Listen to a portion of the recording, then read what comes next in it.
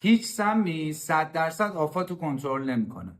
یه بخشی از آفتها زنده میمونن و دوباره جمعیت توسط اون بخش است که افزایش پیدا میکنه. پس مقاوم میشن به اون سمها. حالا برای اینکه این مقاومت رو بشکنیم باید سموم و خانواده سموم رو تغییر بدیم. فرق نمیکنه حشره کش دارید مصرف میکنید یا کنه کش.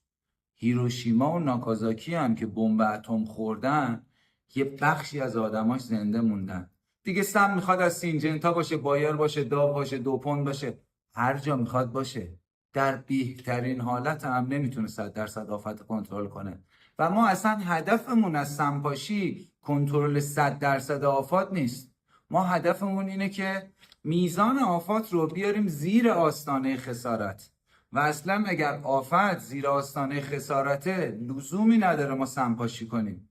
هر سمپاشی یک شوکه برای گیاه و یک کاهش عمل کرد. من رسول شریفی هم، اینجا رسامگریه. امیدوارم روز خوبی داشته باشین.